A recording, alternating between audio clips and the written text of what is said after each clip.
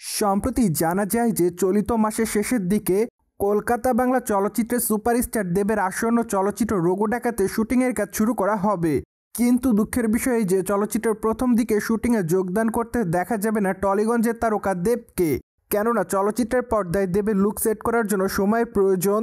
তাই তো দেব বর্তমানে জানিয়েছে শুটিংয়ের 2 সপ্তাহ পরে তিনি চলচ্চিত্রের শুটিং সেটে যোগদান করবেন।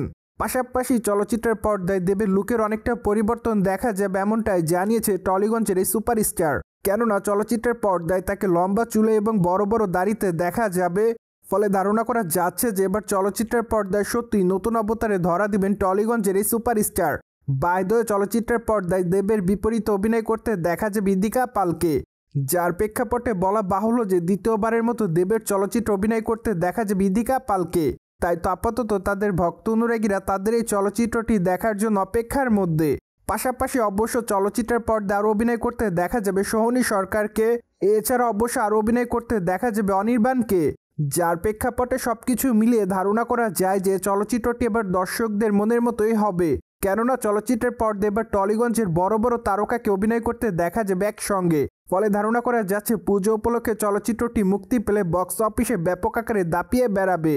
তাছাড়া এই চলচ্চিত্রটি মূলত প্যান ইন্ডিয়ান চলচ্চিত্র হবে, যার প্রেক্ষাপটে বলাই বাহুল্য যে রঘু ডাকাত চলচ্চিত্রটি গোটা ভারতেই মুক্তি পাবে। তাই তো আপাতত দেবভক্তরা চলচ্চিত্রটি দেখার জন্য অপেক্ষার মধ্যে রয়েছে। অন্যদিকে আপনারা সকলে জানেন যে টলিগঞ্জের দর্শকপ্রিয় এবং আলোচিত তারকাদের মধ্যে অন্যতম দেব। কেননা টলিগঞ্জের সুপারস্টার দেব তার কেরিয়ার এরই মধ্যে একাধিক চলচ্চিত্র উপহার দিয়েছে তিনি তার ভক্তদের।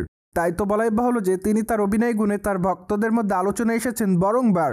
মোরওভার এই তারকাকে সর্বশেষ অবশ্যই অভিনয় করতে দেখা যায় খাদান চলচ্চিত্রে। চলচ্চিত্রটিতে তার অভিনয় রীতিমতো তার ভক্তদের কাছে নজর কাড়ে। পাশাপাশি চলচ্চিত্রের পর্দায় তার বিপরীতে অ্যাট দ্য ফার্স্ট টাইম অভিনয় করতে দেখা যায় ইদিকা পালকে। ফলে চলচ্চিত্রের পর্দায় এই দুই তারকার কেমিস্ট্রি রীতিমতো দর্শকদের কাছে নজর কাড়ার মতোই ছিল।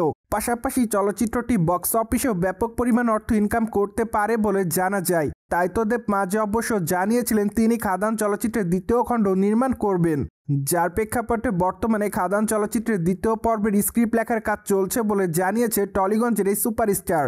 পাশাপাশি ধারণা করা যাচ্ছে 2026 সালে মেবি খাদান 2 মুক্তি পেতে পারে।